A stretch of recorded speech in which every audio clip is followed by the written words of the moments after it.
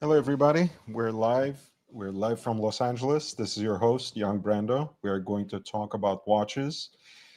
We are going to talk about the Robb Report article. This is from a while ago, actually, from last December, but it comes from a time when I was inactive on YouTube. So I want to make up for lost time and go through this piece. And I think also it's, pardon me, someone might join me from the chat, or someone I talked with behind the stage, behind the scenes, so to speak. I think it's a nice topic. It's a good topic that we can tackle together.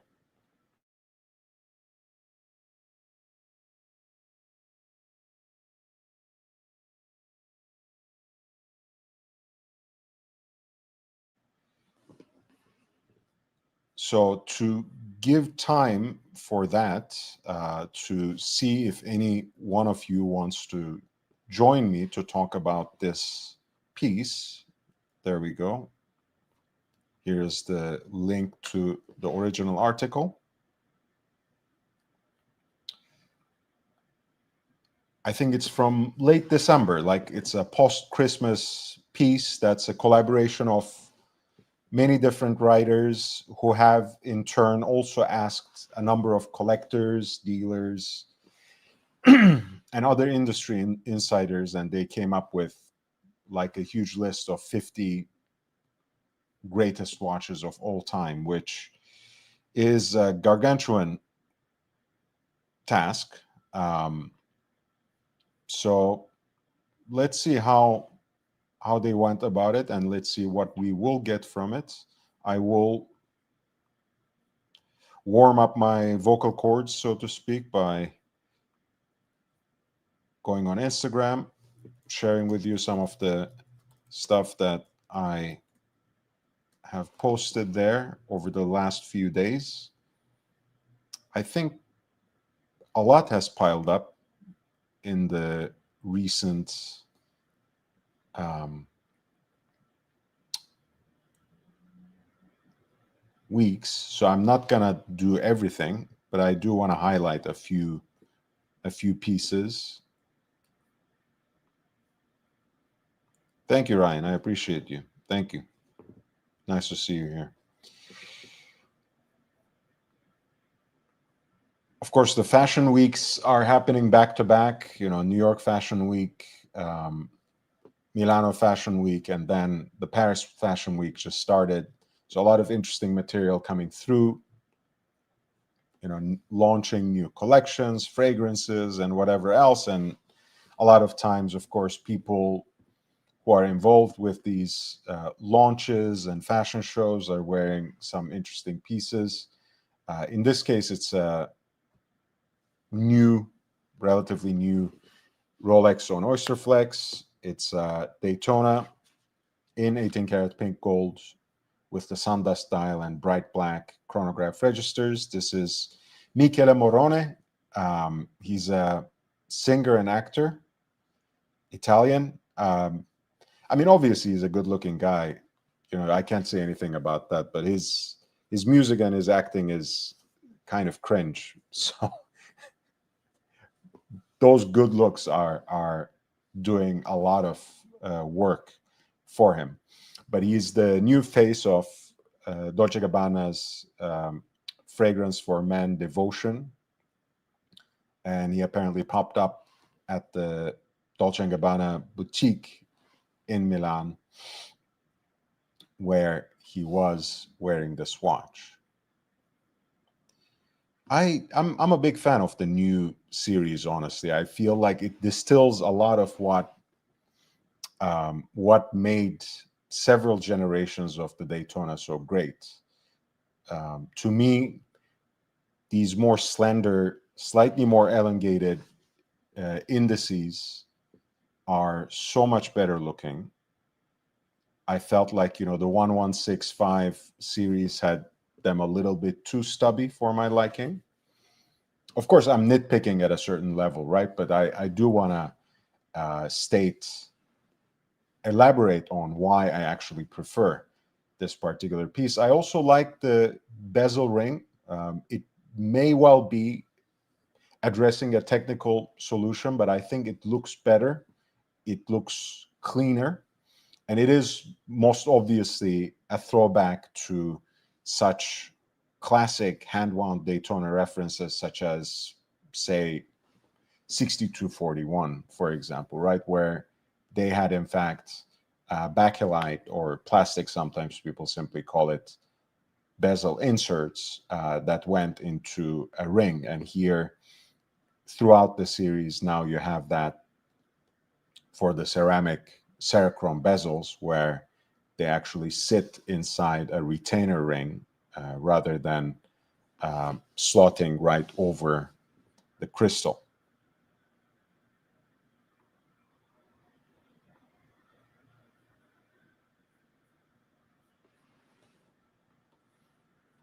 Feel free to hit the like button here, and if you want to check out some of these posts on Instagram as well, leave a comment, let me know what you think. But anything that you can do to support me here on YouTube and Instagram is much appreciated. Dusan Vlahovic, he's a Serbian striker for Juventus.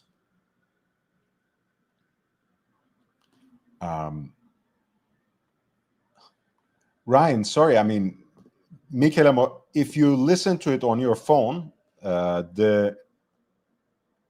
because on the app, Instagram app, you can actually listen to the background music I put. And I usually try to choose a song, if it's a singer, I'm trying to choose a song that's by that singer. If it's someone whose musical taste has been publicized, I try to pair it with one of their favorite songs. If it's an occasion, if it's a place, if it's a location, I try to match it with a song that fits with that vibe. In this case, I wanted to really choose one of his songs, and I did, but it's so bad. Like, I have nothing against pop music, but it's like very bad Italo English pop.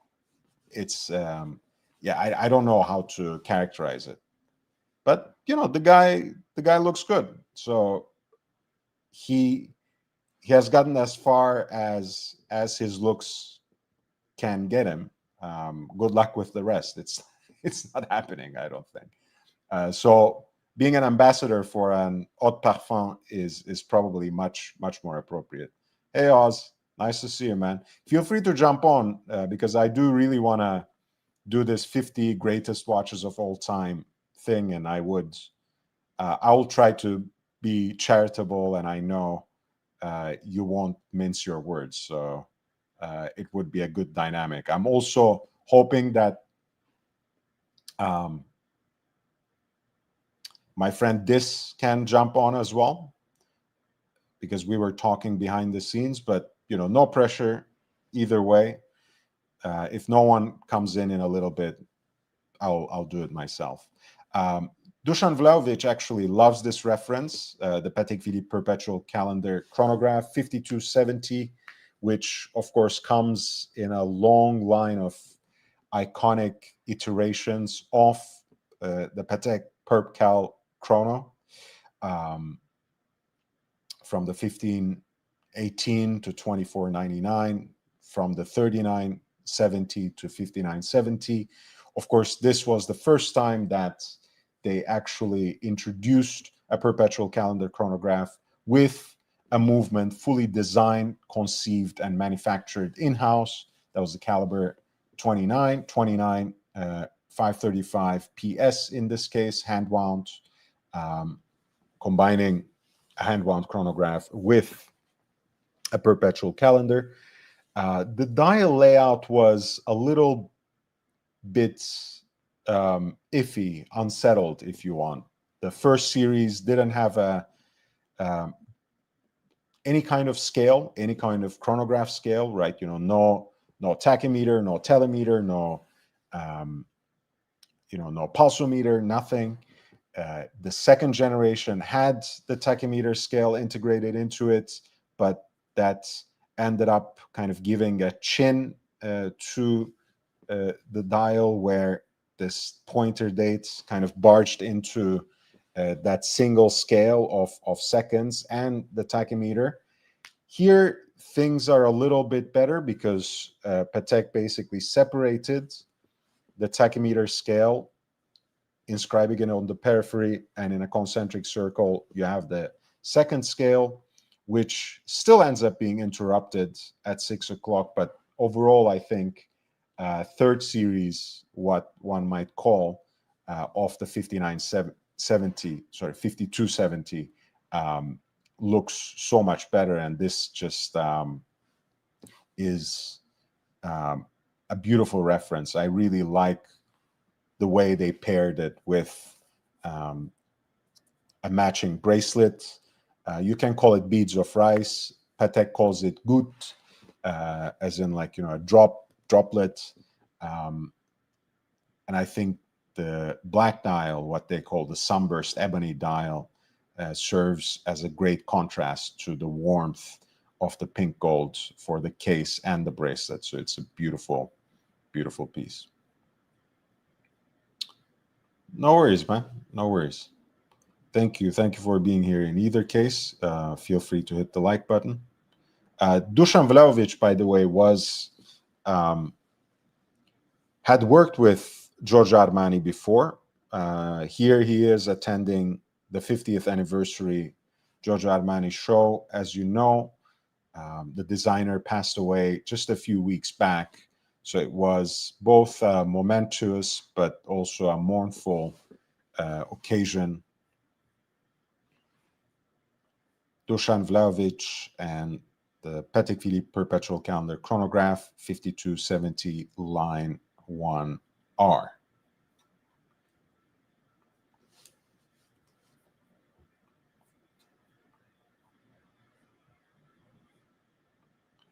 This one, I think, lost me a lot of followers on Instagram, but I genuinely don't give a fuck. Honestly, it happens once every so often that I post someone who is not white, who is not dead, who is not straight, who is, I mean, in this case, it's not even that, but who is wearing a watch that people don't like, who professes politics that they don't align with. I mean, who really cares, guys? It's just an occasion to talk about watches. Have a little bit of fun, relax a little bit. Enjoy yourself. Don't let everything injure your masculinity and sense of selfhood. There's this guy, for example. I don't even respond, and I also don't want to report either, but who constantly sends me like, that this is gay, this is too Jewish, and I'm like, how do you actually gather so many prejudices into a single miserable life, right? Who really cares? But this is Bad Bunny. He's gonna do the halftime show for the Super Bowl 60. Three-time Grammy Award winner. God knows how many times he won the Latin Grammy. Puerto Rican national treasure. And he likes wearing teeny tiny watches that are originally made for women. And in this case, it is a very interesting version of the Patek Philippe Ellipse d'Or in 18 karat yellow gold, with a mother of pearl dial, and also a case adorned with 3 rows of brilliant cut diamonds. What I think is really interesting about the piece is, as if in an act to celebrate the Olympic achievement of getting the golden ratio just right, it has 5 rings, right? On either side of the case, 2 elliptical articulated links that tie the case together almost organically with the leather strap on which it's presented. And I think it's a great looking watch. I would never wear it.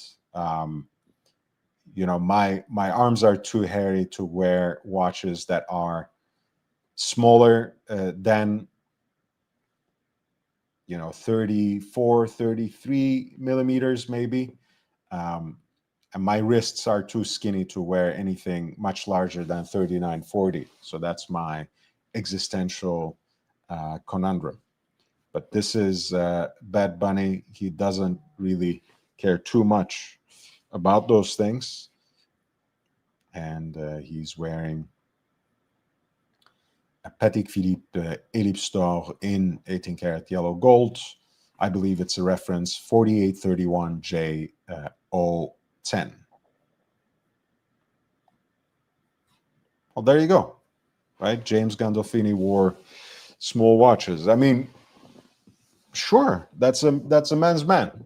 But again, it's about finding your own style, finding a way to express yourself by whatever watch you're wearing. Um, I like Scott Eastwood by virtue of simply because his father is Clint Eastwood, right? Let's not mince words. Get straight to the point. There were a couple of roles where I liked Scott Eastwood. I think it was he was playing someone on the rodeo circuit, if I'm not mistaken, in a film called The Longest Ride. That was a fun movie. That was I think decent acting. Um, anyway, but I like him simply because he's Clint Eastwood's son. And he is an ambassador for Chanel. And he was in New York when they were introducing a new version of Bleu de Chanel called L'Exclusif, a new fragrance.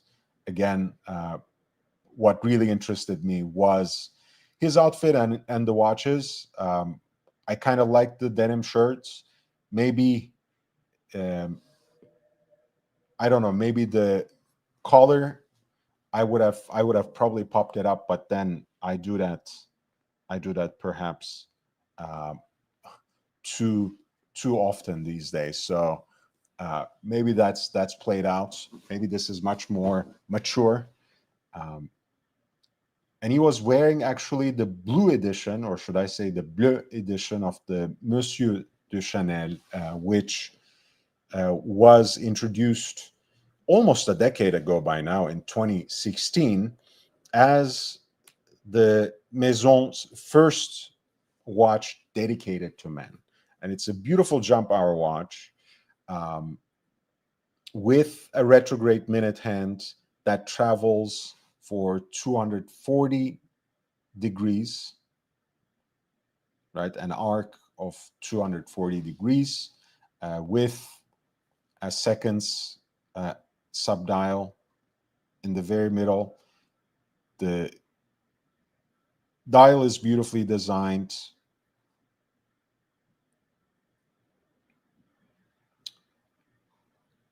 I like I like the fact that they actually designed the typeface to go with this particular watch. This is quite original to it, even though it's, as with any typeface, any unique font, you can find fonts that are similar to it, I'm sure, but this was actually made for this watch. His piece is again in 18 karat white gold with a matte blue dial that matches the leather strap on which the watch is fitted. The interesting thing about this watch, of course, was that they um, they basically collaborated with Romain Gauthier to design the movement, and it's of course, Romain Gauthier is an independent watchmaker and is his own man. However, Chanel owns a stake in his enterprise, and I think they wanted to tap into his expertise when they were um, designing this unique caliber, which they simply call Caliber One, right? In uh, which is exciting in more than one way, right? You know, what a way to start, first of all, but it also means probably that they will, down the line, of course, probably not anything instantaneously, no pun intended, but they will have more watches dedicated to men as time goes on. But this was a beautiful way to start. There's so many variations by now. You know, there are stone dial versions. Like, you know, there's a beautiful platinum enamel dial one. There's a marble dial one. There is there are ceramic cased versions, largely ceramic case, I should say, called Superleggera, which kind of amps up the automotive influence, where the dial looks more like a speedometer rather than a classic jump hour watch. But this is beautiful. The movement has an impressive 3-hour power reserve, and I think it's a very handsome looking watch to boot.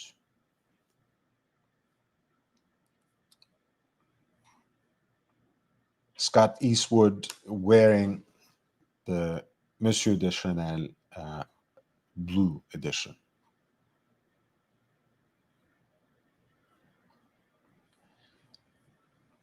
The hour does need to be large enough. I think in this case it is. It's just, you know, even with high quality pictures, sometimes it's hard to get the right angle. Um, and trust me, I do my best to always source the highest quality pictures, but you know, it doesn't always come out crisp and clean. In this case, it's actually a very legible watch. I can tell you that.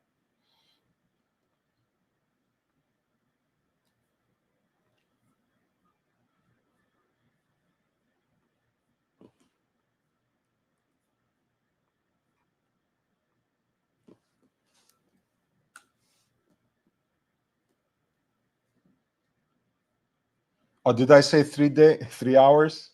3 days, of course, 72 hours. Um, I think even the ancient iterations of a jump hour watch are not as paltry as just having 3 hours of power reserve. Ryan, thank you so much. Um, yeah, man. I mean, it is what it is. It is what it is. But people, you know, people have become bold. Actually, um,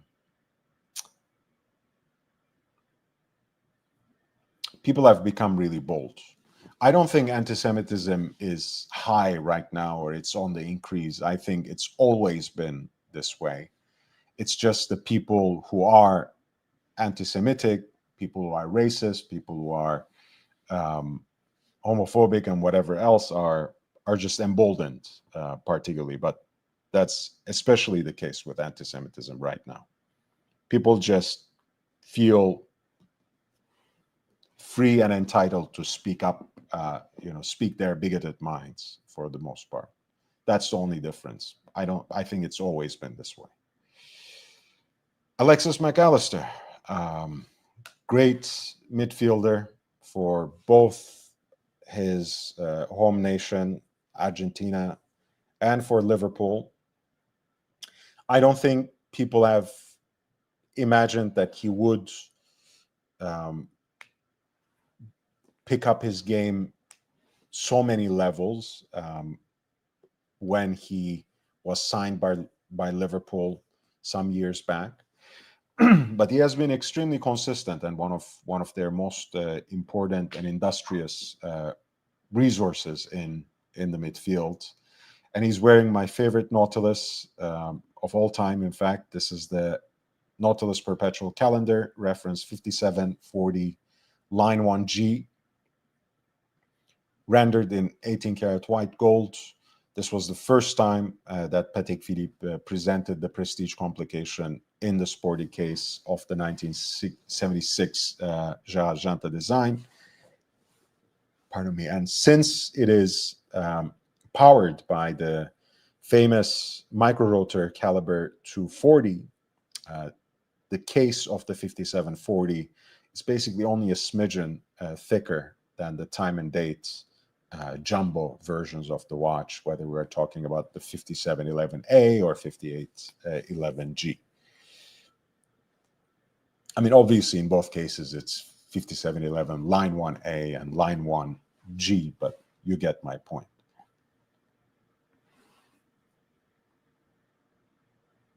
Yeah, I mean, life is good, right? When you can take your dog out for a walk wearing a Patek Perpetual Calendar. Not too bad.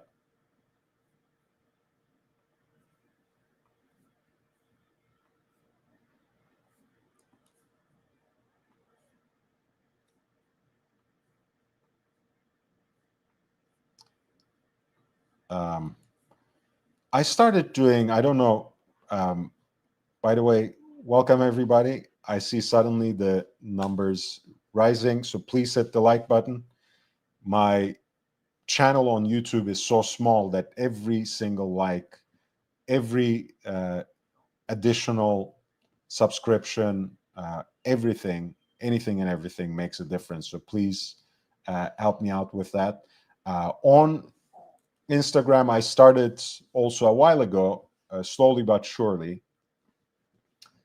to feature also other influencers, even though they might not necessarily be, heavyweight celebrities that just about everybody would know.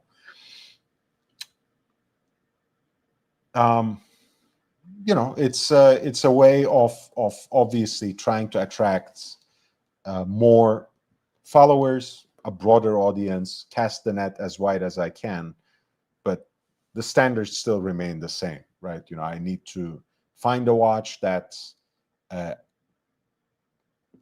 I think is interesting, right? I don't even have to like it. In this case, I really like the fact that it is the 38 millimeter chronograph that he wears. This is the Audemars Piguet Royal Oak in stainless steel. In this generation, there's a 41 millimeter chronograph and there's a 38 millimeter chronograph. Both have their pros and cons, I think.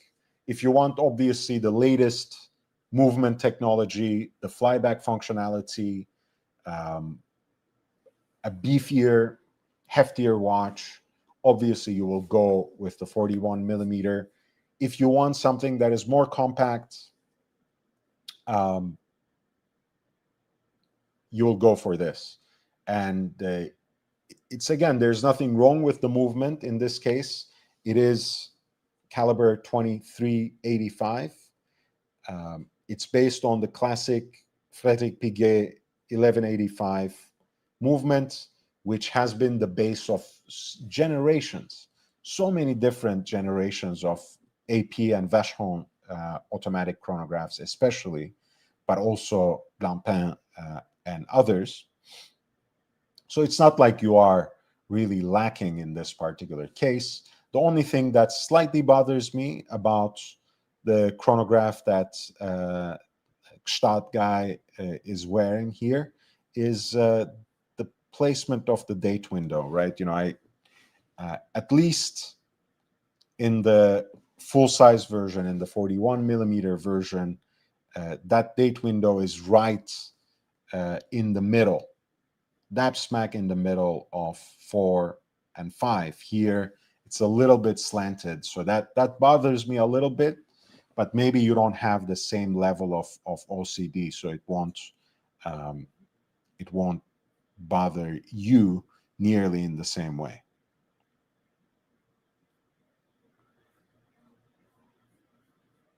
Hey, Brody.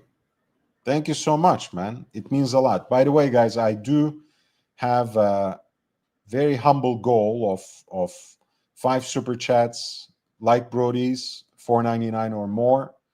Um, if that happens, I'll actually do one more hour beyond midnight. It's gonna go on until midnight tonight, so at least another hour. But if I get 4 more super chats of 4.99 or more, I'll do more. Brody, 5712. I think I've talked about it before. Uh, the Nautilus moon phase is one of my favorites of the more accessible uh, Nautiluses, so to speak. Although it's really unfair because pound for pound, considering how um, the 5740 is really top of the line, it really is, I think, worth what you are paying for.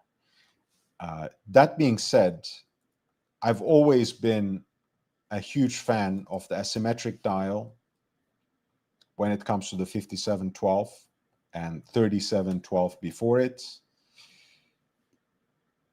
I've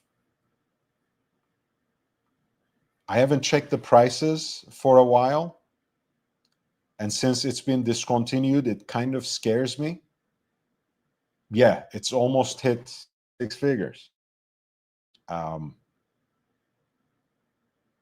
usually the Japanese sellers have very fair prices on decent examples. Sometimes some pieces are what you would call honest examples, right? They can be a little banged up, a little scratched up. Um, so if you don't like that, you should be careful. You should check out the pictures really well. What I really like about the 5712 is actually quite similar to 5740. I like the fact that it has the extra complication, but it's really only a little bit more thick. I think the same generation, 5711 line 1A, is like 8.1 millimeters thick, and the 5712 line 1A is 8.5, I want to say.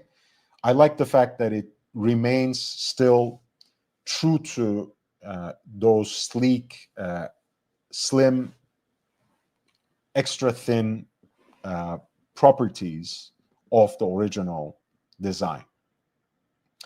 Um, the moon phase, I think, is one of the probably the best useless complication. Perhaps some other people find genuine use for it. I just like it precisely because I don't need it.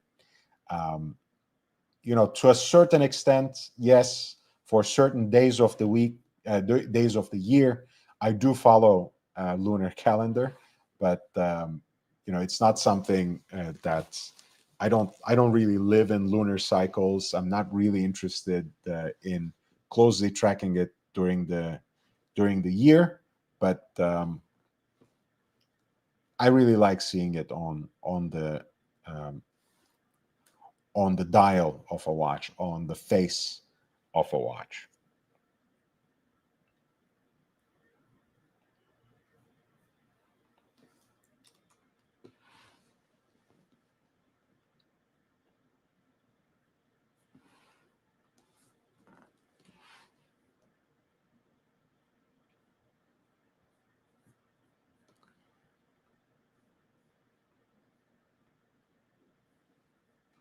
I think honestly, I've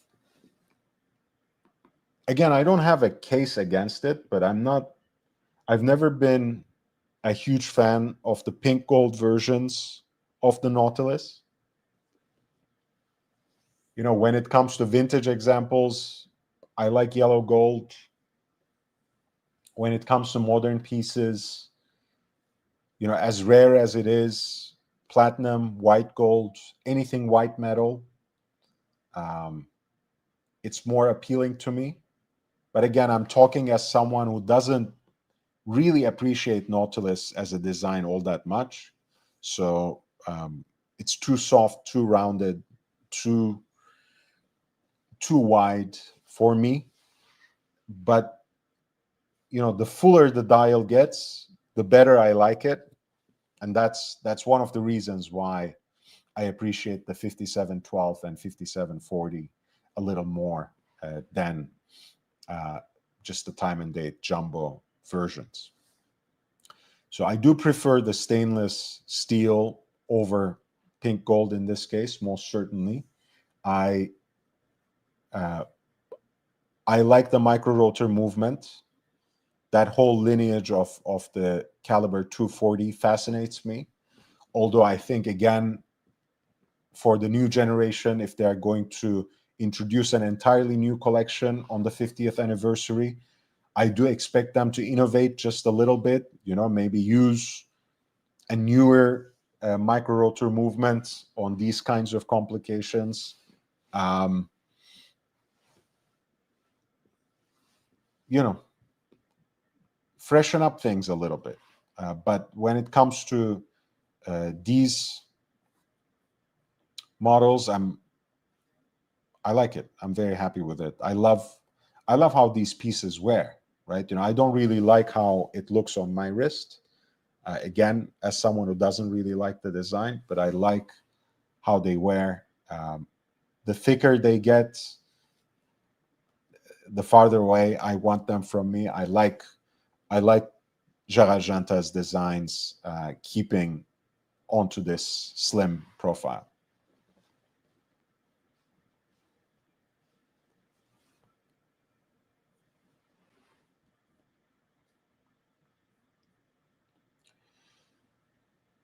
Yeah, let me know, Brody, if you want me to say anything more than that. But that's as much as it comes to my mind. Of course, our lovely friend I Love Maldives has the 3712, which is an extremely rare version of it that was produced for just about a year there, right? It came out in right before the 40th anniversary, and it was almost immediately replaced on the 40th anniversary by the 5711. There are a few differences, a few minute differences that some might care about, but hey.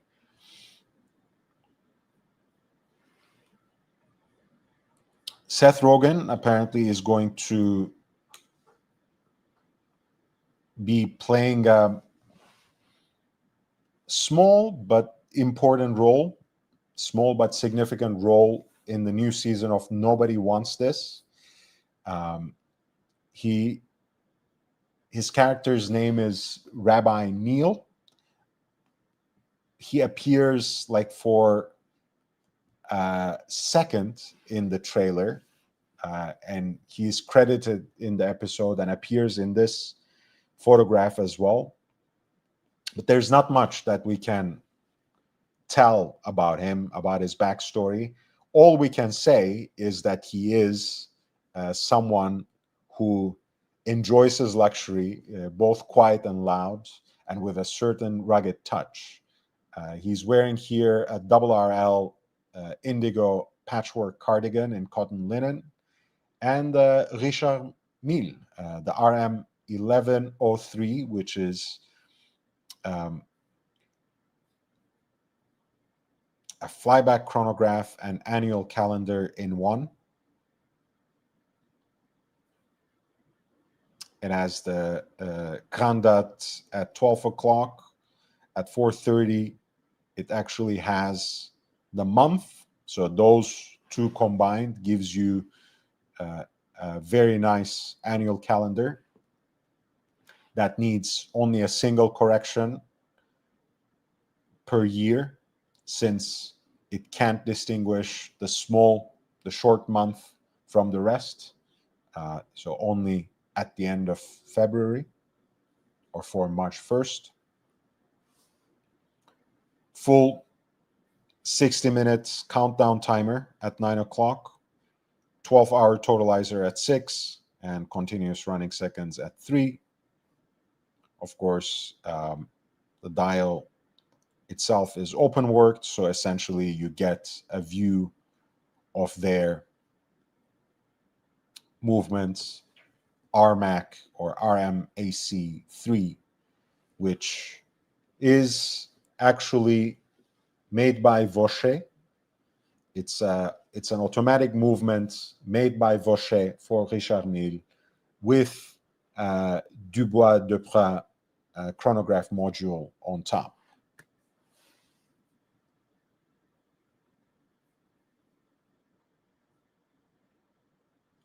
Again, interesting. I'm looking forward to seeing what he will do and whether there will be any references to the watch in this Netflix show.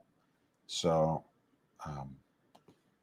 as a plot point, I would be interested. I'm also Darkchild. I'm not really a fan of Richard Mille either, but I'm not averse to it either. So when I see it in shows, especially if it's potentially thoughtfully chosen for the character, that it makes sense, like they did in Succession with Jeremy Strong's character. It kind of made sense that he was wearing Richard Mille, even though Jeremy Strong continues to wear Richard Mille unironically, so to speak. But that's another issue altogether.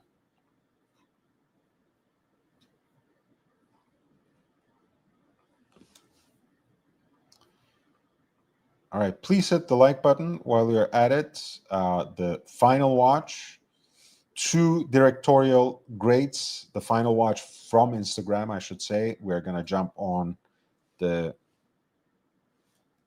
50 greatest watches of all time, the Robb Report article from back in December 2024. Spike Lee, Francis Ford Coppola. They both posted this picture on their Instagram at some point in the last couple of months. They got together in Atlanta, apparently. And Spike Lee was wearing his Rolex Cosmograph Daytona with the meteorite dial. This is a piece that he has had for some years now. This is behind the scenes at the US Open 2023.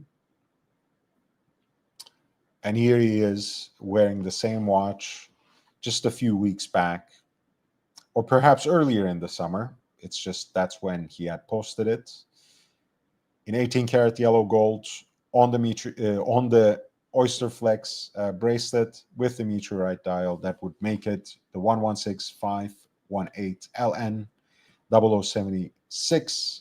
Of course, Spike Lee has been officially associated with Rolex in the past as a Rolex mentor in their arts initiative in the 2020-2022 cycle. He's no longer, I think, officially affiliated with Rolex. I see him wearing a lot of moon swatches recently. So times have changed, I guess. And I'm kind of disappointed that Francis Ford Coppola wasn't wearing his F. Jean watch in this particular case. But who knows? Maybe he was on his right wrist and he's just covering it there. Who knows? But that's Spike Lee and Francis Ford Coppola.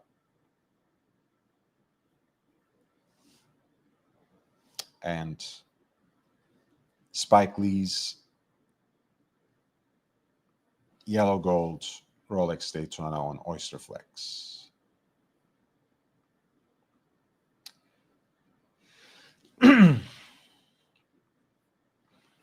All right, so let me grab, in the meantime, a drink. Here's the link again of Robb Report's list of 50 greatest watches of all time. I was really hoping that someone would. Um, that's why I've been also elaborating um, on some of these Instagram posts because I wanted someone to jump on and talk about these watches with me, but it's not time yet. I guess we can't get too far from Richard Mille either. That's the first watch or the last watch. It depends how you look at it on this list. So give me about a. I'll be right back.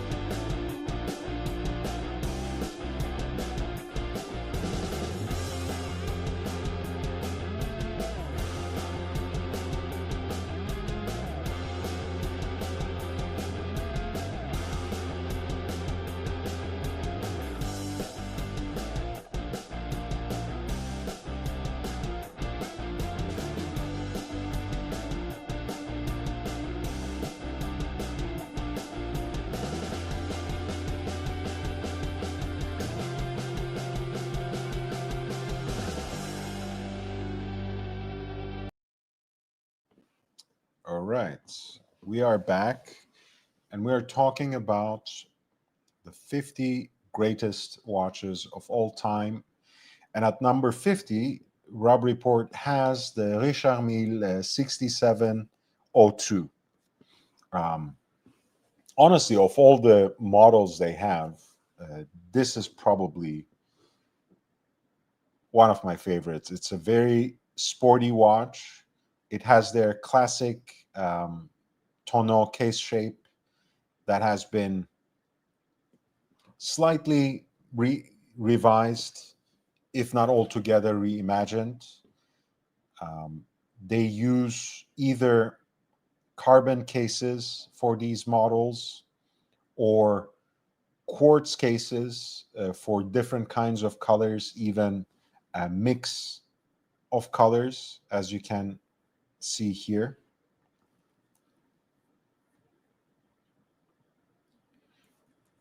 For a watch, I don't, uh, again, for watches that I don't really know all that well and care too deeply, I still can recognize, for better or worse, which watches those are. I think the first one is an Alexander Zverev, the tennis player.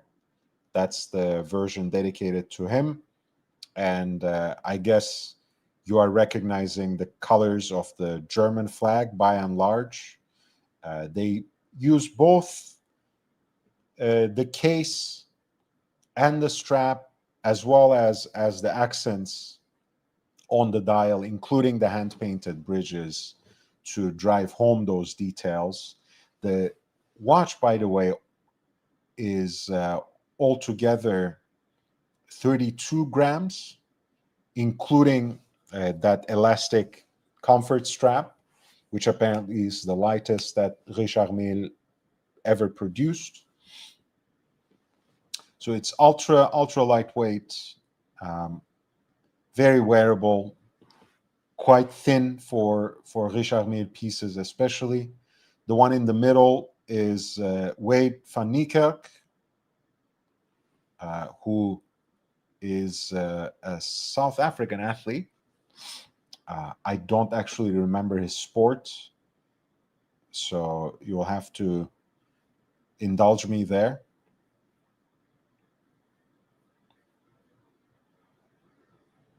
It doesn't, Dark Child, but From their entire catalog, this series is probably, the 6702 is probably the one that I don't mind. I think the one on the right is Alexis Pinturo, obviously French. The skier, the French skier. And once again, you have the white quartz TPT case with the hand-painted bridges that, of course, represent the tricolor.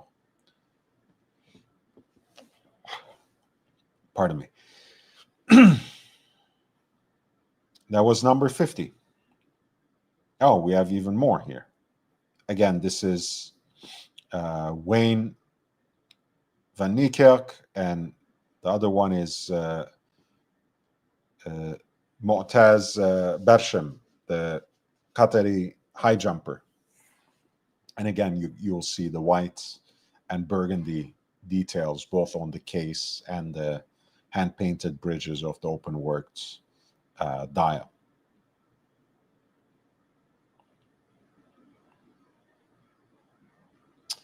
Number 49. This is more up my alley, of course. We are looking at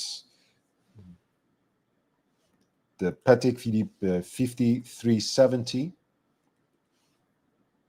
the current generation of the Patek Philippe split seconds chronograph. It came out about a decade ago. Classic design elements with leaf-shaped hands, Breguet numerals, enamel dials, in-house movement, CHR 29 535 PS, which builds on the CH29 that we were just looking at with the 5270, but of course this has the split seconds function added to it, which is engaged with an extra pusher integrated onto the crown. Both are enamel dial watches that you are seeing here. Blue on the left, black on the right. I like the black a lot, actually.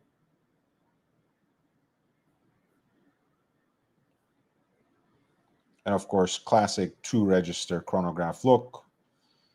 30-minute totalizer at about 3:30 and continuous running seconds at 8:30 with a tachymeter scale inscribed on the periphery of the dial.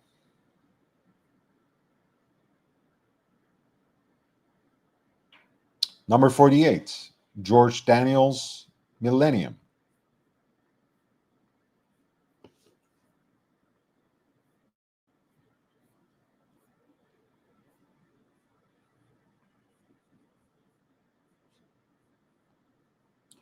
Of course, George Daniels is known for a number of things in our day and age.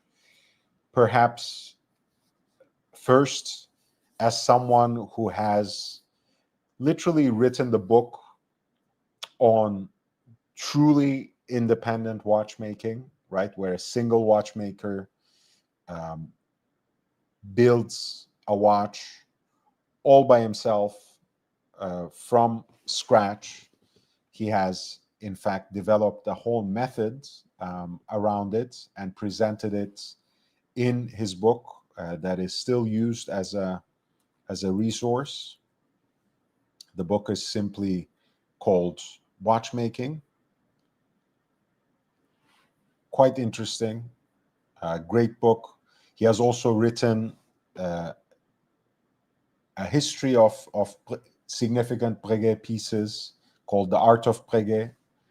And he is also known as the inventor of the coaxial escapement, which, of course, he invented, Roger Smith improved upon, and Omega commercialized.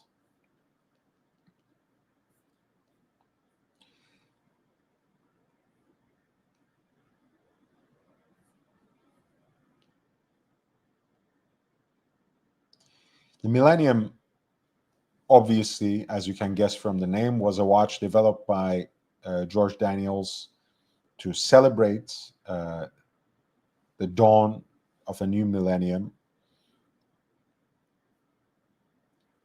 And, of course, Omega's purchase of his patent, Omega's commercialization of his patent. The coaxial escapement was developed to eliminate the sliding friction experienced by the stones set into the pallet fork as they make contact with the escape wheel, meaning less stress on the escapement and less reliance on lubricants. The Millennium represents a culmination of this feat of development and serves as a cornerstone of Daniels's impressive body of work. As such, this is a hugely important watch that would go on to inform the design language of his notable apprentice, Roger Smith, to this day. Number 47, actually, I mean, this is a beautiful dial, by the way. Right? Again, seemingly at first glance, there's a lot going on, but things are so thoughtfully and so geometrically placed on the dial that it looks just right.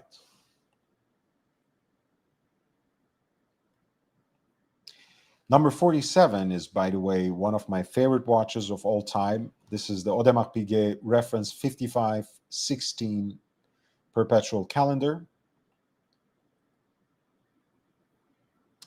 It's I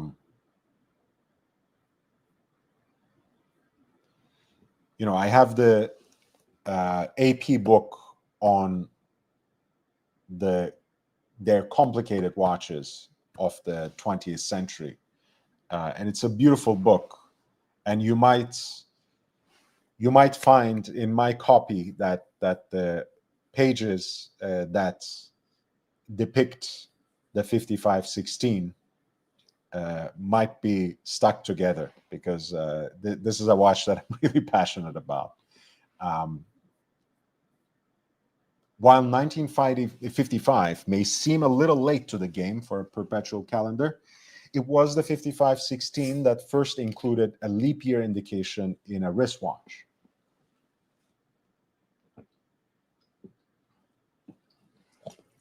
So that would be AP's contribution to perpetual calendar wristwatches.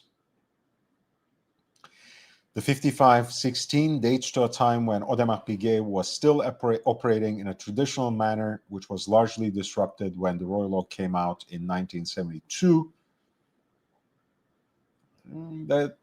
I'm just reading their narrative right now. I don't really agree with that. I'm not sure if they even meant that when they wrote that sentence, because it wasn't the Royal Oak that disrupted the traditional manner of making watches at AP and elsewhere. It was the quartz crisis that really brought on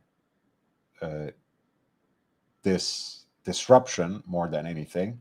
Royal Oak itself was a response to that, and it wasn't all that popular, and it was a watch that was intended to come out in a limited series anyway, so it's this seems a little bit of a misrepresentation or misunderstanding, perhaps, or simply just bad writing, who knows.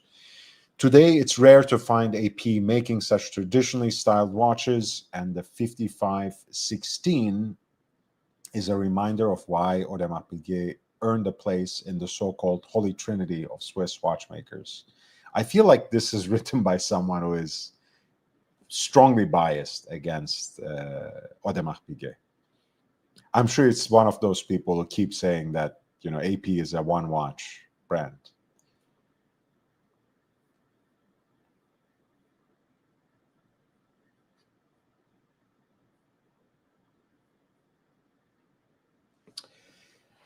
They're exceedingly rare watches, of course. AP,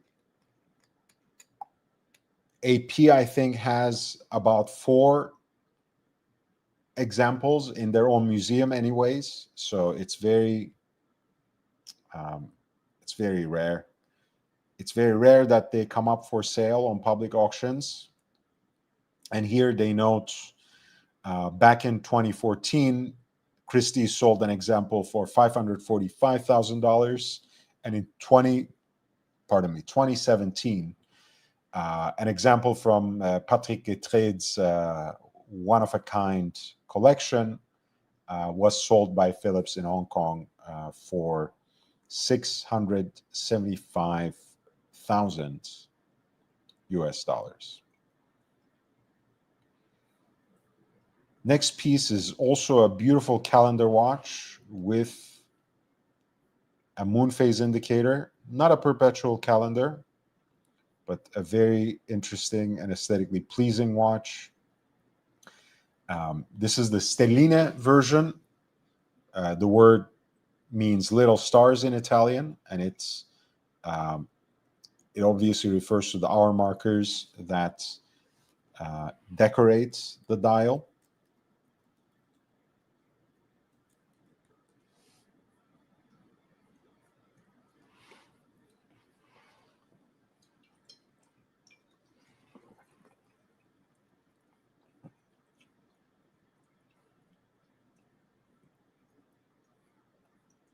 Reference 6062, which is also a mid-century piece, full calendar with a moon phase indicator at 6 o'clock, with a 36 millimeter oyster case, which is, quite nice for its time. Not too small, not too large. This particular piece is in an oyster case, so it has a screw down crown, which is a little better than the 8171 Padellone.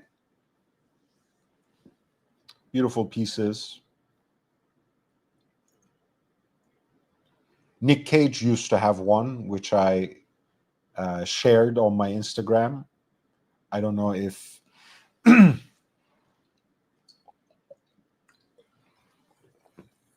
if you noticed, but if you scroll down on the feed, explore a little bit, you'll most certainly find it.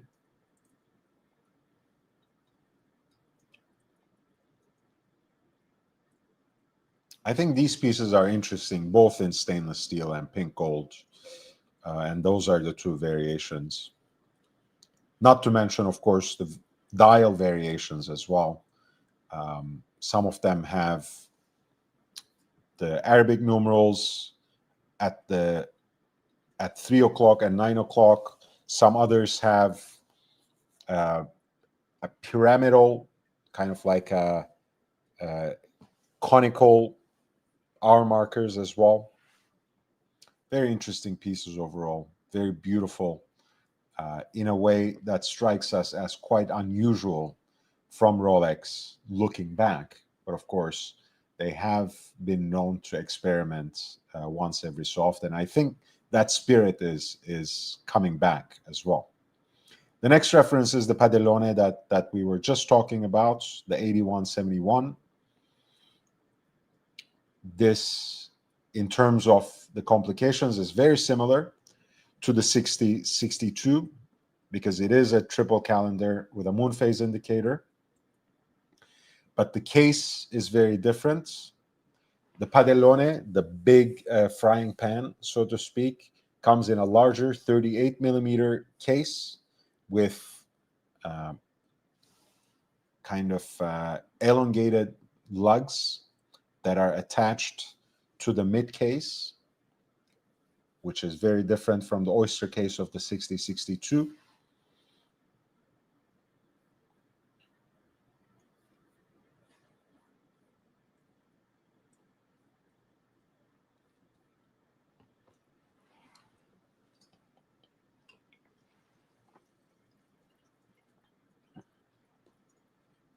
Again, quite a rare watch, especially by Rolex standards. Approximately 1,200 examples produced between 1949 to 1952.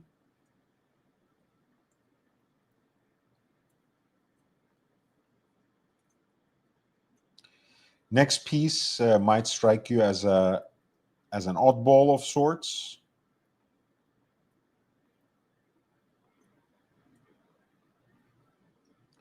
We're looking at the Vacheron Constantin reference 4261, a minute repeater. The case design is beautiful, 34 millimeters in diameter with gorgeous teardrop lugs.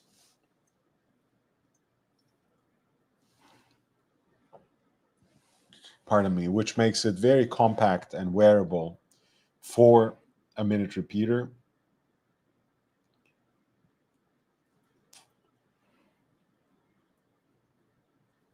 The second series comes in a 36 millimeter case and without the subsidiary seconds. Look at this gorgeous piece, guys. The sector dial, the teardrop lugs,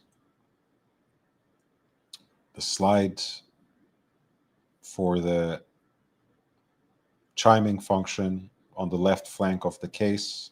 Everything is so beautiful.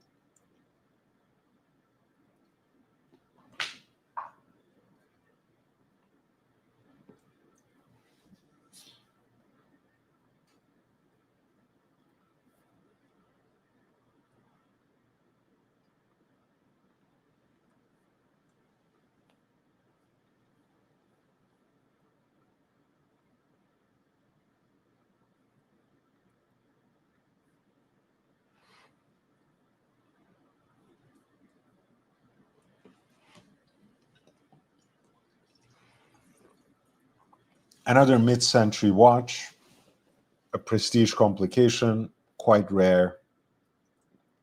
It's understood to have been made in less than 40 examples. The Vacheron Constantin reference 4661,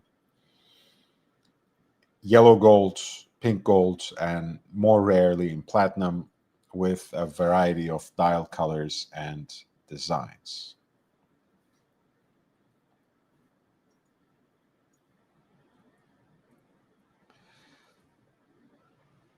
Number 43 is the Patek Philippe reference 1463, which is the classic hand-wound chronograph with those round pushers that have guilloche decorated conical tops, also known as the tasti tondi, one of the iconic vintage collectible pieces by Patek Philippe. It's a sports watch for its time, really, because of its utilitarian bent. The first of all, the cases are waterproof,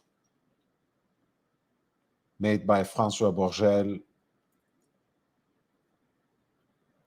The conical top of the pushers is decorated by that by guilloche, which actually improves their grip as well. So it's not just for aesthetics.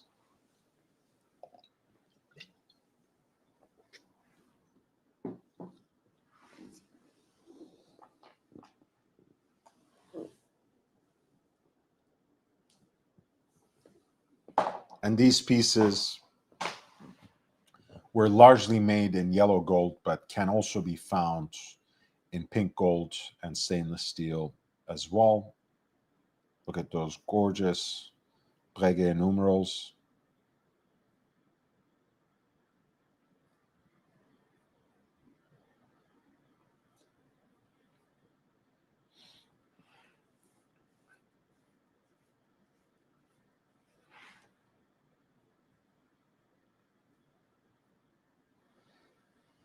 Number 42 is another hand-wound Patek Philippe chronograph. This is reference 130. It happens to be actually the first chronograph made by Patek Philippe in serial production, introduced in 1934.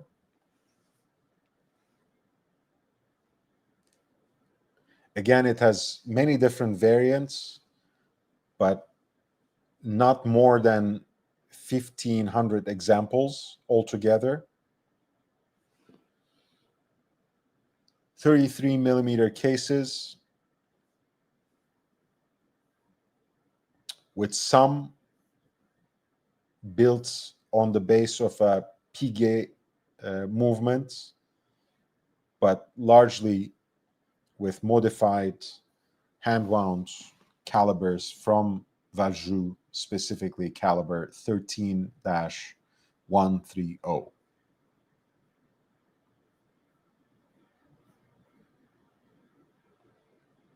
Man, look at that.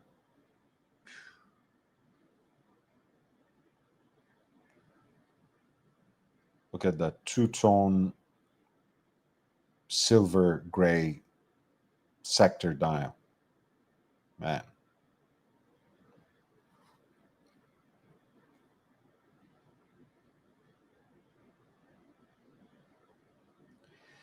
Lot 41. This is actually one of my favorite contemporary pieces because it still exists in Vacherons' catalog, but of course the inspiration comes from 1921, even 1919.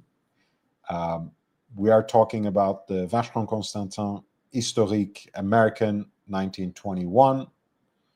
That watch, which was initially made for the American markets during the Roaring 20s.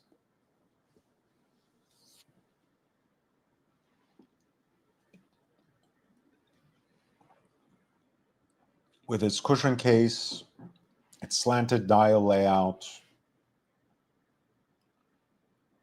which is due to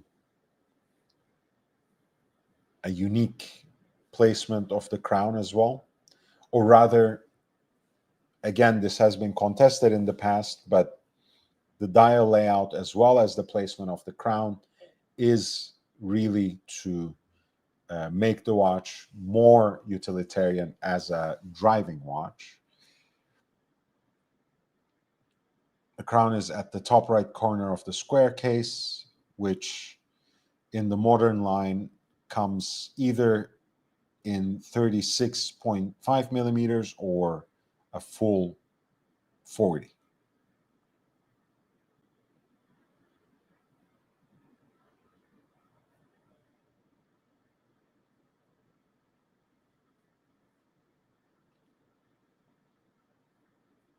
Another big hit. This is the Patek Philippe reference 3974 perpetual calendar minute repeater.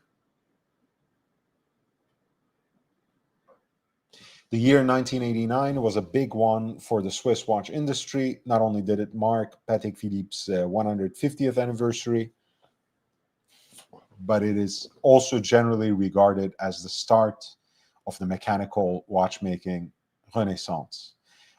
That's why a lot of times people think of it as the beginning of the neo-vintage era rather than vintage pieces, right? Of course, people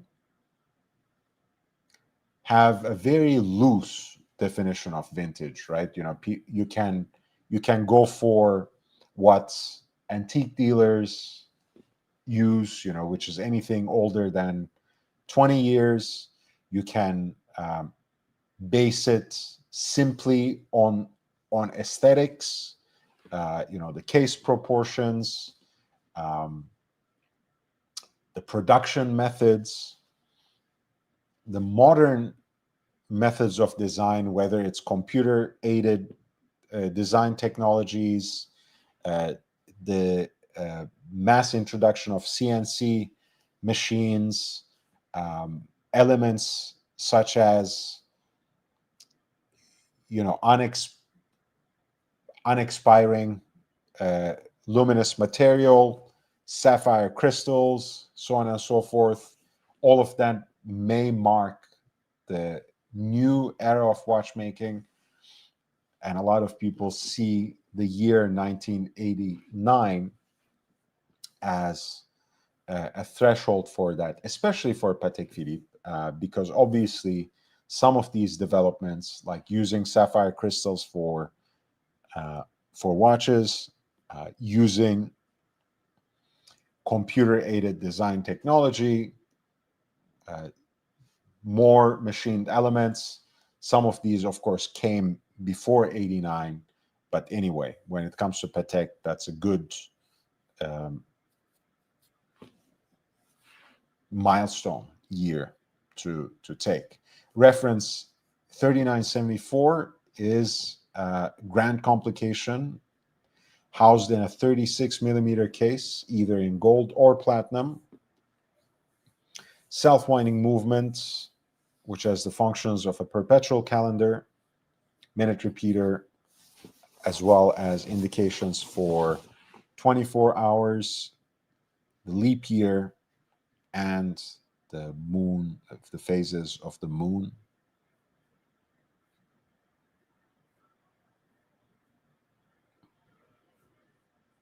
Here's a beautiful example, which has a Calatrava cross under the signature and Breguet numerals as well. Beautiful fonts, very ornate.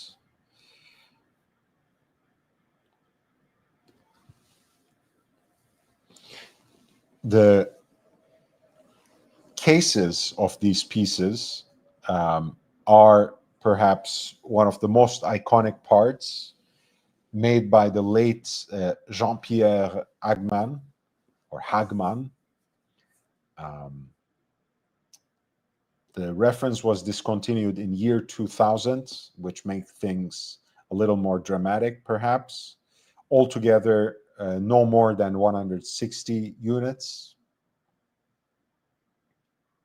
And again, the cases that Jean-Pierre Hagman made for Patek's chiming watches are almost universally praised for the sound they emit among collectors and experts.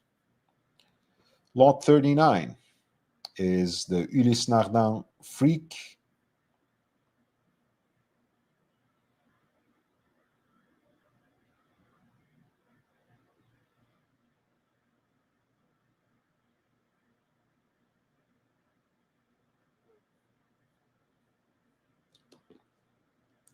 During dinner in New York in 2001, Swiss businessman Rolf Schneider and the watchmaking wunderkind Ludwig Oechslin presented an outlandish-looking gold watch that lacked a dial, crown, and traditional hands.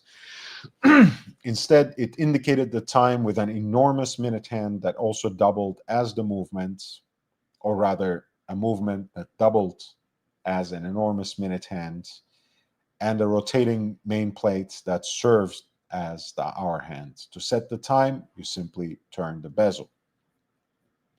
The radical visible design of the model, appropriately named Freak, made it easy to overlook its equally avant-garde insides. The movement incorporated silicon, which was a first for the horological world. The material, of course, has since revolutionized mechanical watchmaking by eliminating the need for lubricants like oil.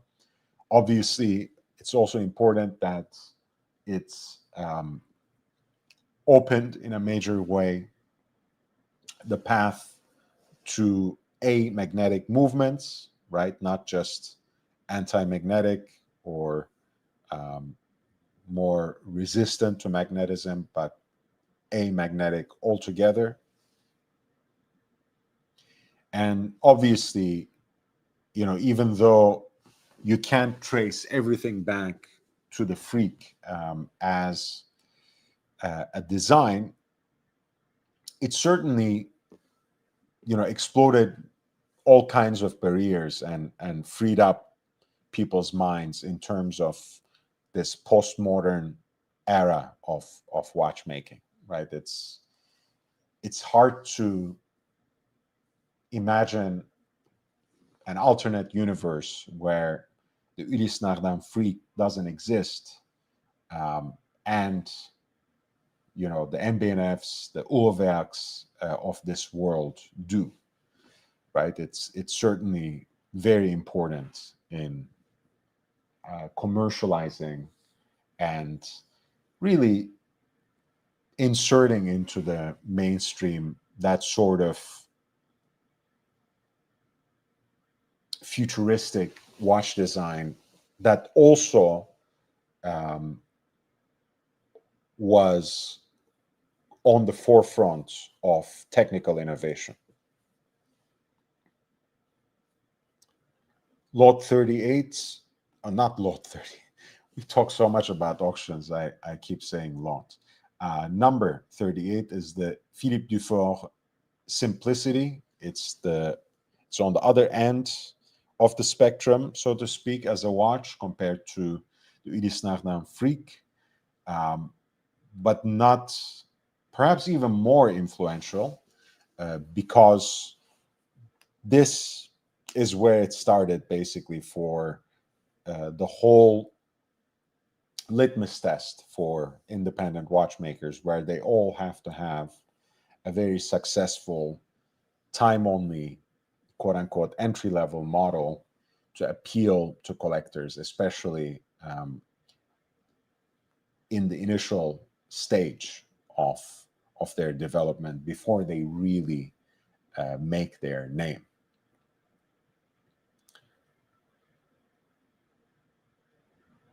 It was, well, let's track back a little bit.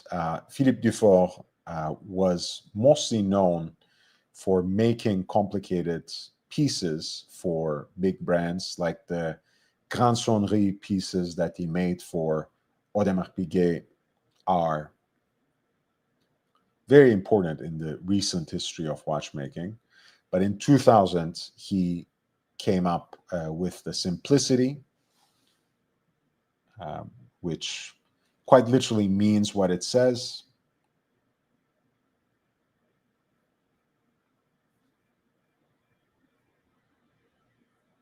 Here's a look at the movement. Beautiful, oversized Geneva stripes on the bridges of the movement, unrivaled anglage, the beveled edges of those bridges.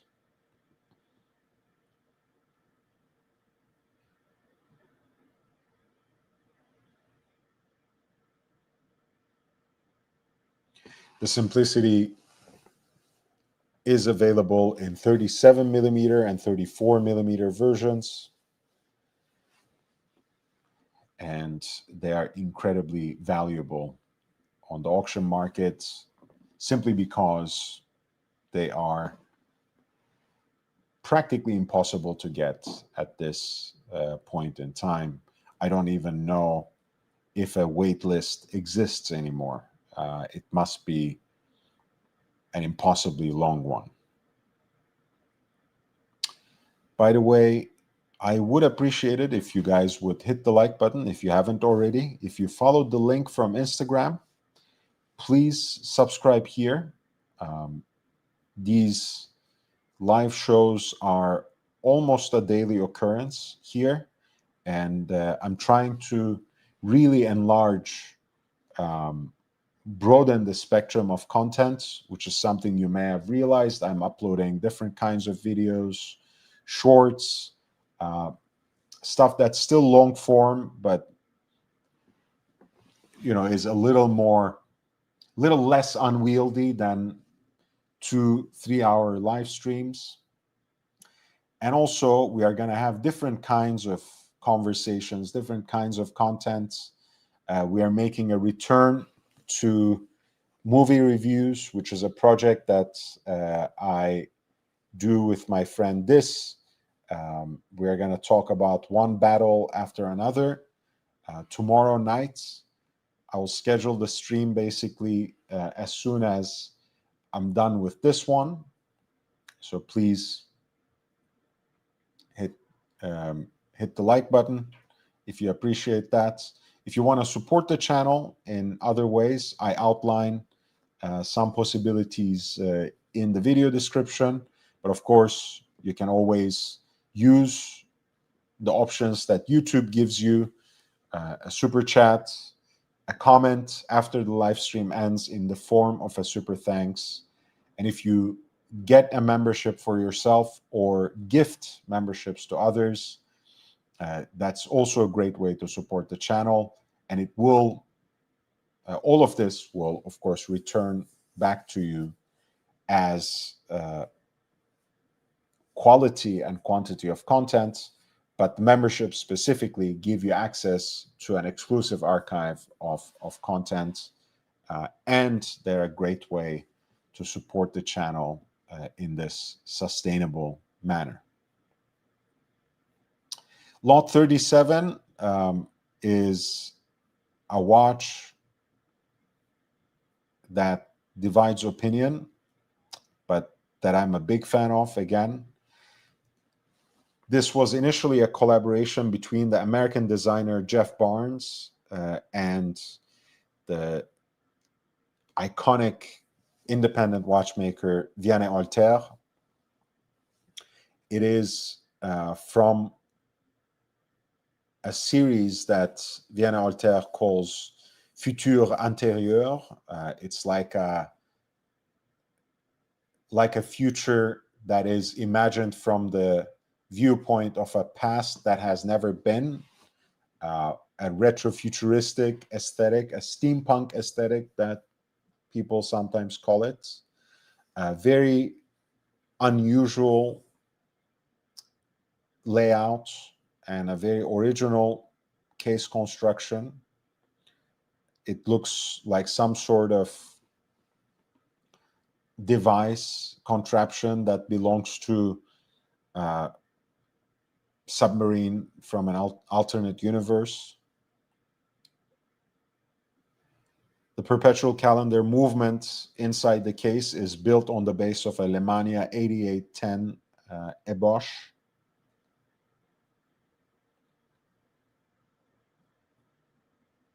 And as you can see,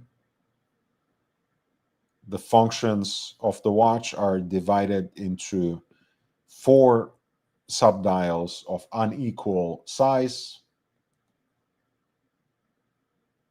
By the way, the dials are beautifully finished.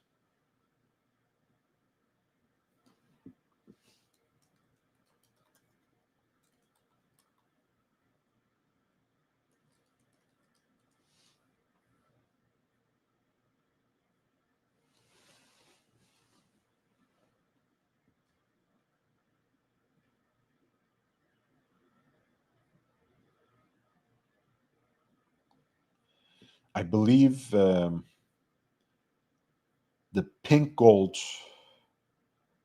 version of the watch actually has its dials made from platinum, hand engraved, which gives it a very distinct look.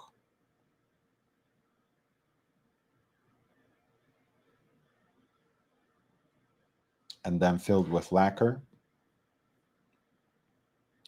And I believe on the other pieces, they should be gold dials on yellow gold and white gold.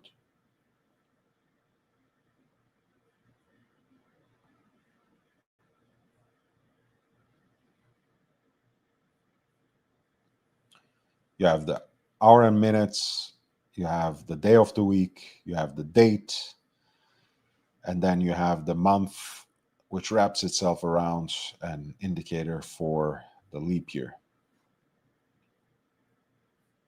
Here's another look on the Vienna Altair Antiqua.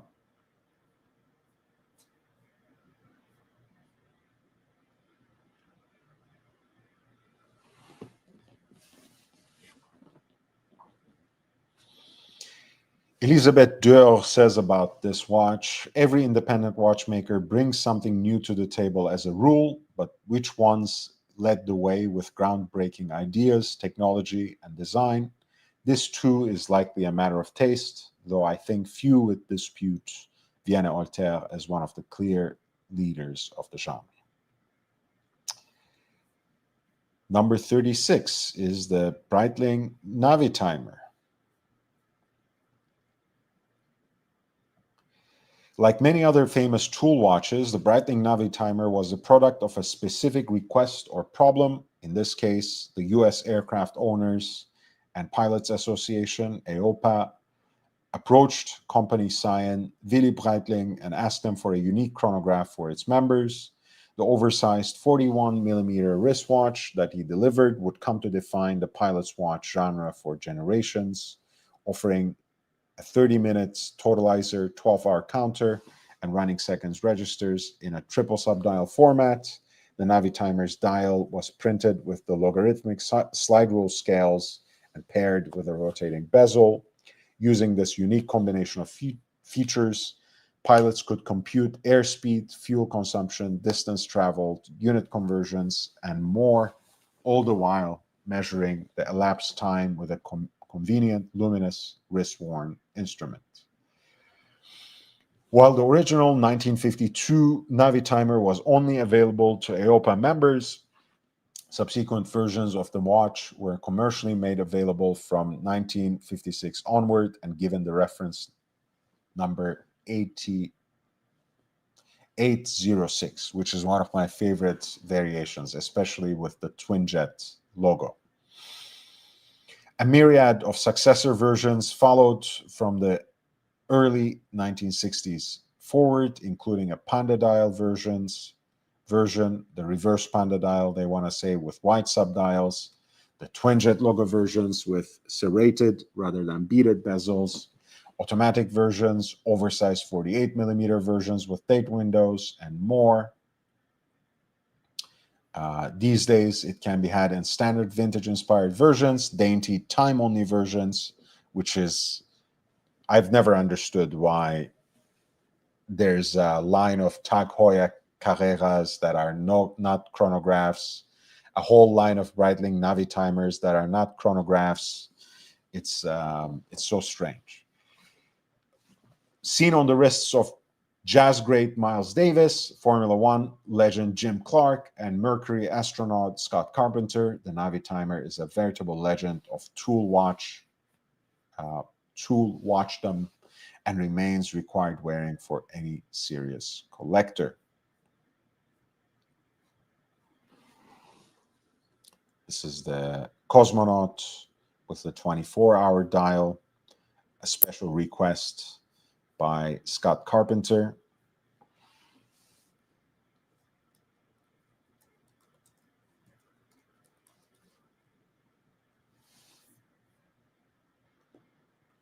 For the Mercury 7. I mean, a 24 dial makes a lot of sense in space, right? Since you can't really tell day from night, it's best to know time in that 24-hour format.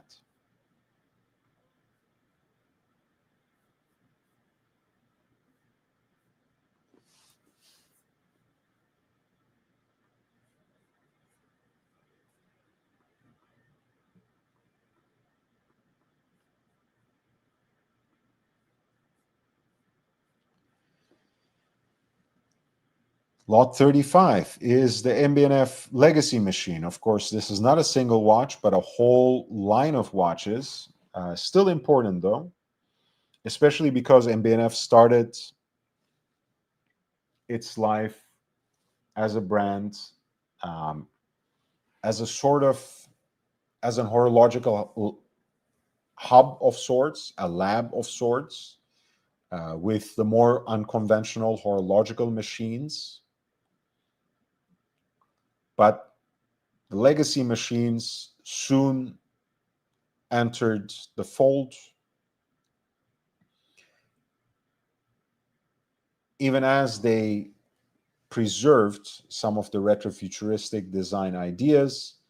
They certainly presented them in a more palatable packaging to a more mainstream horological enthusiast, and certainly along the design codes of traditional horology. Of course, they still presented a number of horological innovations, anywhere from the split escapement to a sequential chronograph to a perpetual calendar that was designed from scratch. Those two later complications, the chronograph and the perpetual calendar, are designed by the Irish independent watchmaker Stephen McDonnell.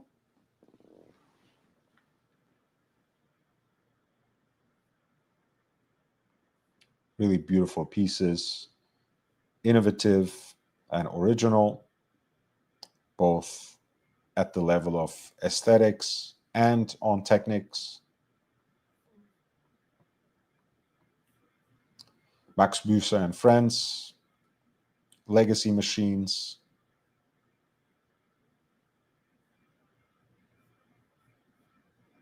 That was number 35. Number 34 is the Bulgari Octo Finissimo. Once an upstart in integrated bracelet design, now already a recognizable face more than a decade after its first release.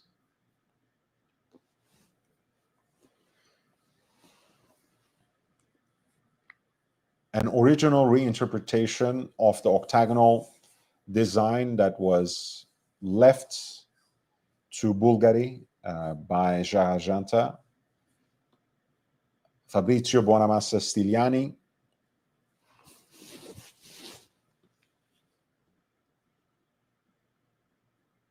reimagined that octagonal design and prepared a piece that was both sculptural and ultra thin, and it housed 8 different world records since it debuted in 2014.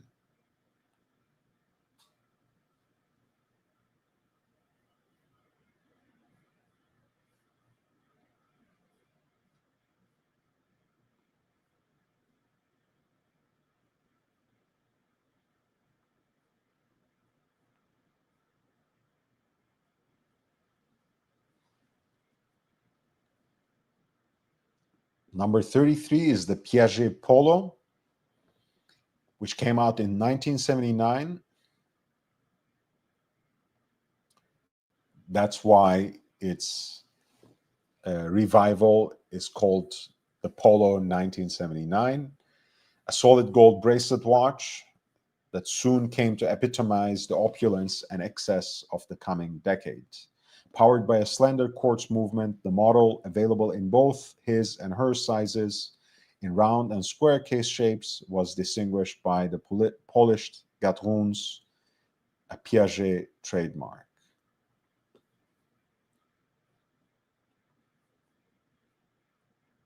Marketed as the ultimate sports watch, the Polo reflected the evolution of the sports watch category, which came into its own in the 1950s and then was perhaps taken over by a leisure lifestyle concept that, of course, gave rise to a whole genre of luxury sports watches, sports chic pieces, as sometimes they were called. In 1972, of course, AP unveiled the Royal Oak, which opened a new era, and the gilded polo carried that idea to its natural conclusion. They write here, the proof that Piaget's bold gamble paid off came in February 2024 when the brand rolled out to great acclaim the Piaget 79, a chic update of the original. I completely disagree with that. I think the Piaget Polo 79 is, first of all, they offer it at a delusional price point compared to some of the best vintage examples that you could find on the secondary market at a fraction of that price. Why would anyone buy the Piaget Polo 79? The watch also is very thick, which I found always very disappointing, because one of the great things about those luxury sports watches is that slim profile they keep on the wrist. And especially from a manufacturer like Piaget, which knows how to make an ultra-thin movement, especially with a micro-rotor caliber. So I don't know. I think the Piaget Polo 1979 is actually a big flop. It's not a success or a gamble that has paid off. But then again, I'm independent.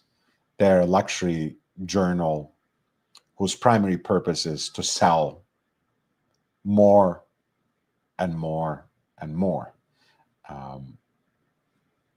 It's kind of sad, but it is what it is. Number 32, one of my favorite versions of the Patek Philippe Perpetual Calendar chronograph. This is the 3970. 36 millimeters, still very compact. One of the neo-vintage classics of all time.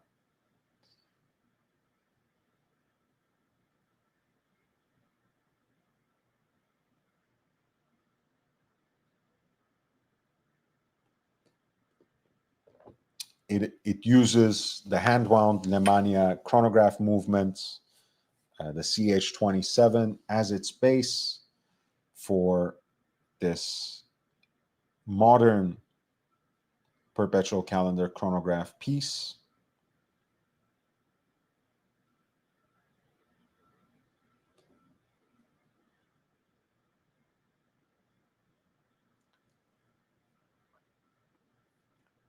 Lot 31 is the Zenit El Primero. The name should be somewhat self-explanatory. The first, if not, well, one of the first, if not the first, integrated self-winding chronograph movement of our time.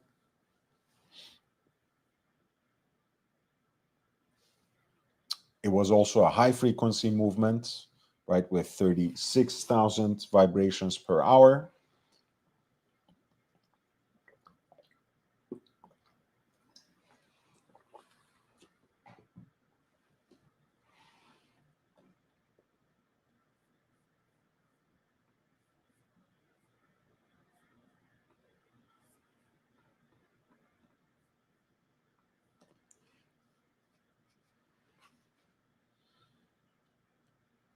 And of course, this was used as the base.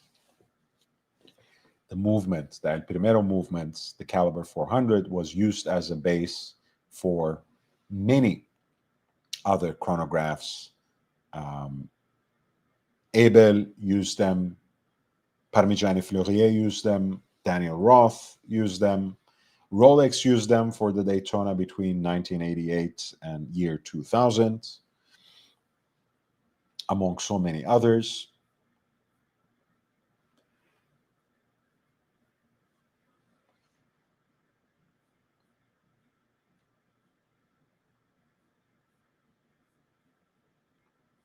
Lot 30, pardon me, number 30 in the greatest watches of all time from Robb Report is the Recep Recepi Chronomètre Contemporain.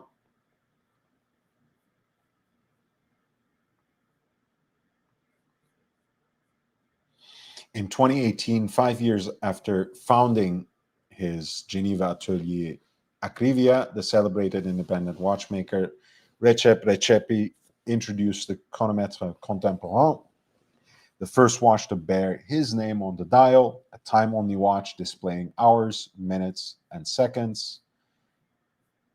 It came in two paired back versions, a platinum case with an immaculate Grand Feu enamel dial and a rose gold case with a black enamel dial.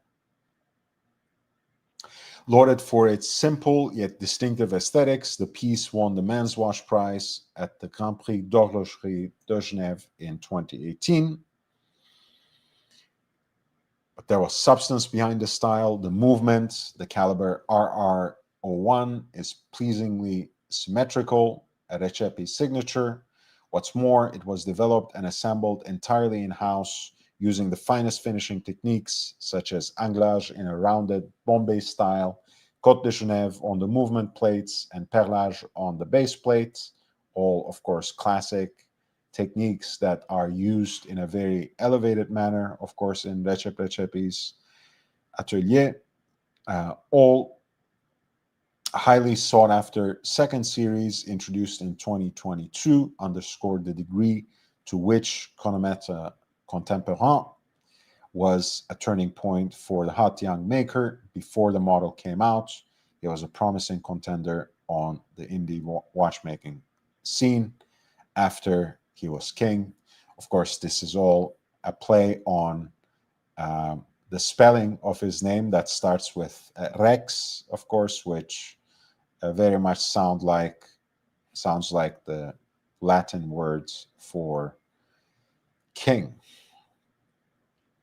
Lot number 29. All right, I'm getting tired. I think we will do the first half, basically, or the latter half. I'll come to number 25 and call it a day tonight.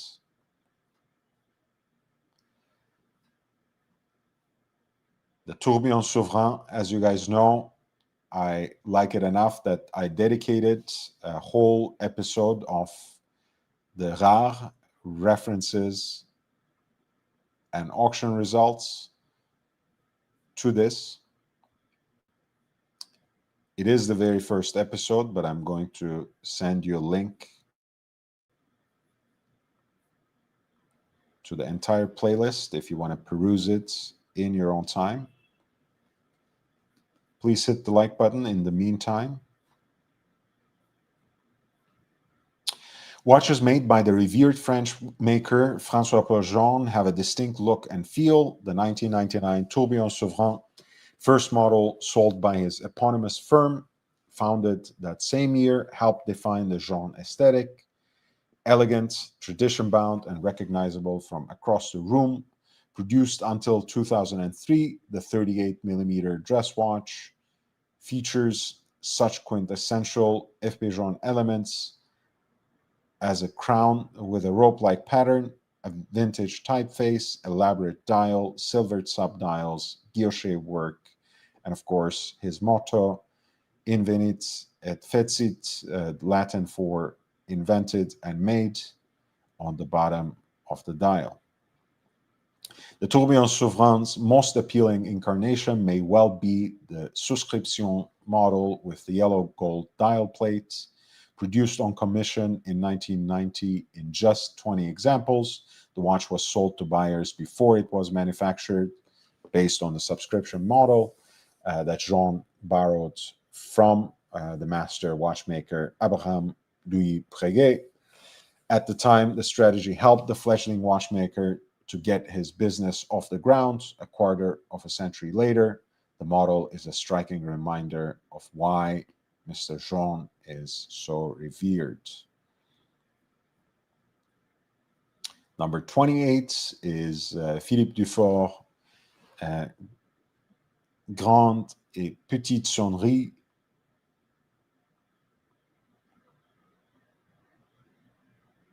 We're talking about a particular kind of chiming watch, right? The Grande et Petite Sonnerie pieces have usually three settings, right? It's either off or silent. If it's only Petite Sonnerie, the watch strikes only at the top of the hour. And if it's a grande sonnerie, it sounds out both the hour and quarter hours.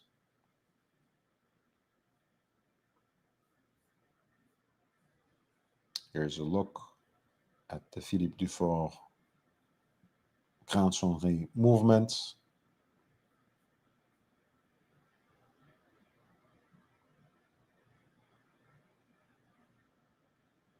He only made 8 examples of these chiming watches, 3 of them with that sapphire dial that this example represents. Very rare and sold for millions of dollars, of course, if and when they come up on public auction. Lot 27 is another masterpiece, another neo-vintage classic, perhaps one of the most perfect watches of all time. This is the 5004. Imagine the 3970, but with the additional split seconds function. This is a perpetual calendar split seconds chronograph by Patek Philippe. Recognizable, of course, once again by that extra pusher for the split second function that is integrated onto the crown.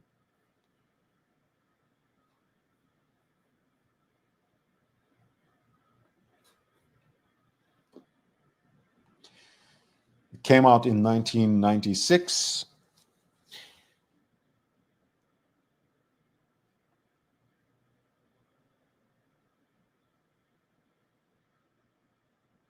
And was discontinued roughly around 2011.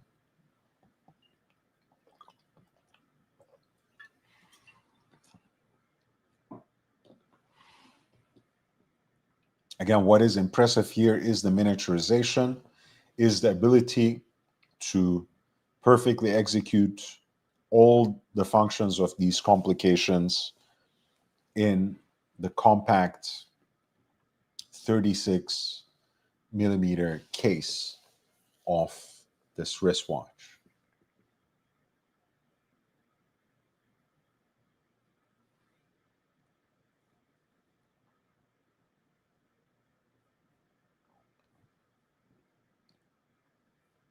Number 26, which is going to be the last watch we will discuss today, is the Seiko Astron.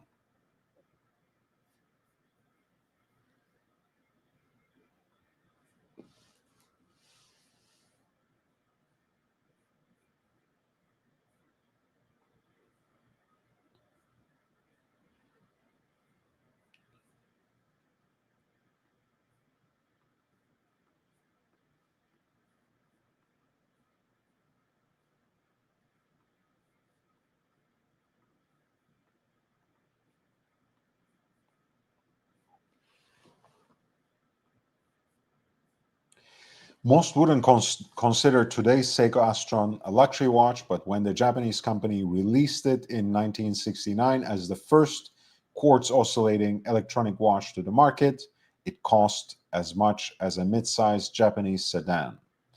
The initial run was around 100 units in solid gold, and they sold out quickly, though Piaget, Patek Philippe, and Omega were developing quartz movements.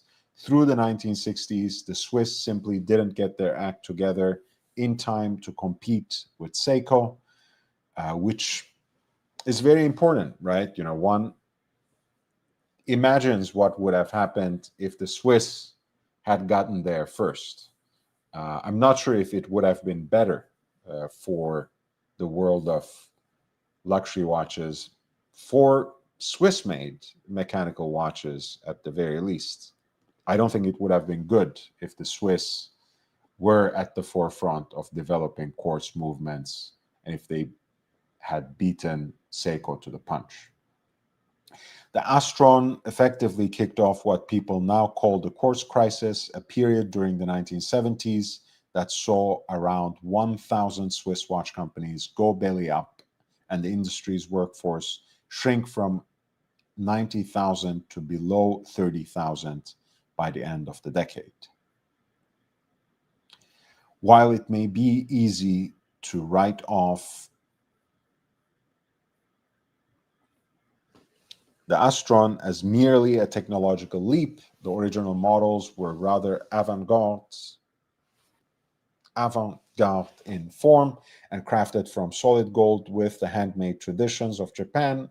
The hand-etched case with its white flanks and the vertically striated gold tone dial set the style for a number of watches to follow, including variations on the form from Zenith, Omega, Hoya, and many more.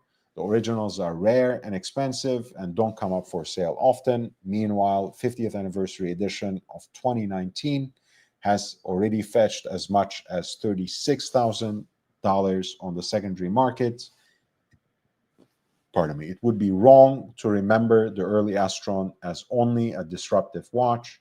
It was that, but it put high-end Japanese watchmaking on the map and cleared a path toward a distinctive and much imitated mid-century style.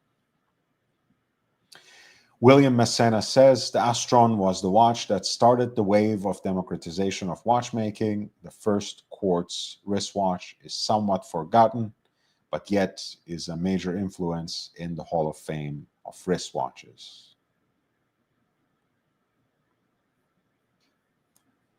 All right, that's it for today.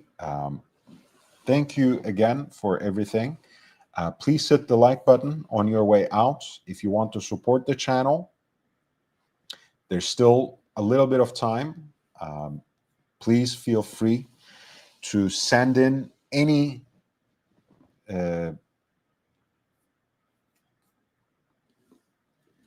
donations, any other ways of support that you think appropriate.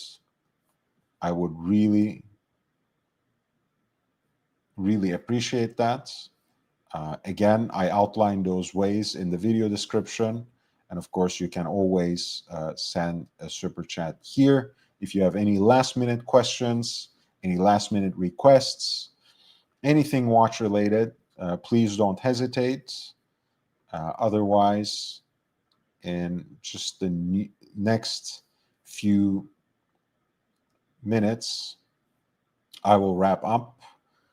For those who have been following me for a while, you guys know I was featured in the British GQ very recently, talking about the Omega Seamaster, vintage Omega Seamaster 120 that appeared mysteriously on Daniel Craig's wrist very recently. And they have just basically, well, they asked me for another feature basically a few days ago, which I wrote out and sent last night. I think the piece is supposed to come out by tomorrow. It was, yeah, I think it's going to be great. It's going to be quite wonderful.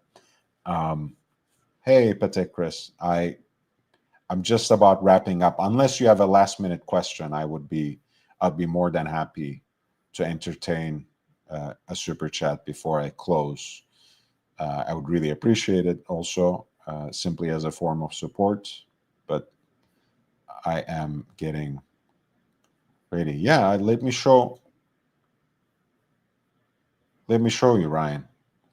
I actually posted it on Instagram and made a whole episode here, dedicated a whole live stream to it as well. When you go to my Instagram profile,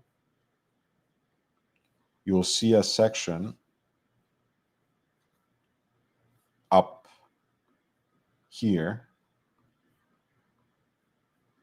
right above the feed. There's something here called press clippings. When you click that, There's the British GQ feature on Bond watches. So if you click here, you'll see my post, which I clipped from the full article.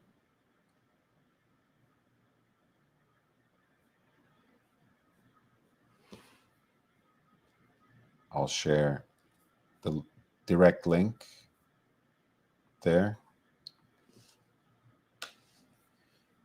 And soon enough, oh yeah, so in those press clippings, there's also the photo of me talking about MBNF in the MBNF lab in Beverly Hills about 12 days ago or so. And soon enough, there will be the clippings from the upcoming British GQ article as well.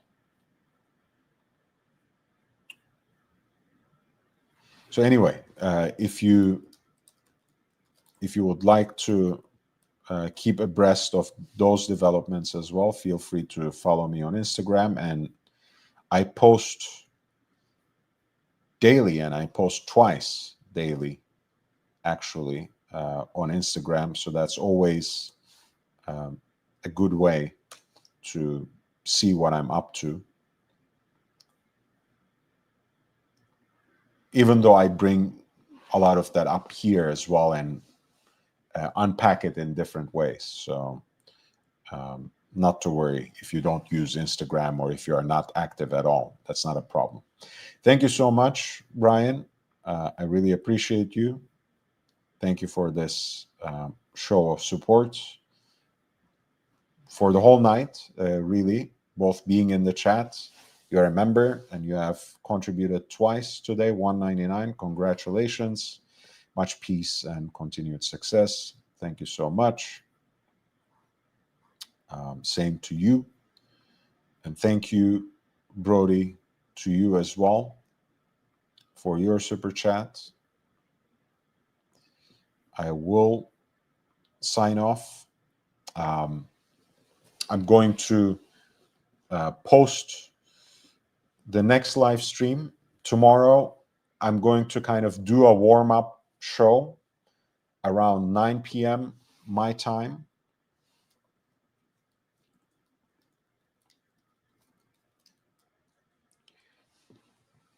So 9 p.m. PDT, I'm going to talk about watches for an hour and a half, and then we're going to jump on a separate stream, which I will link directly.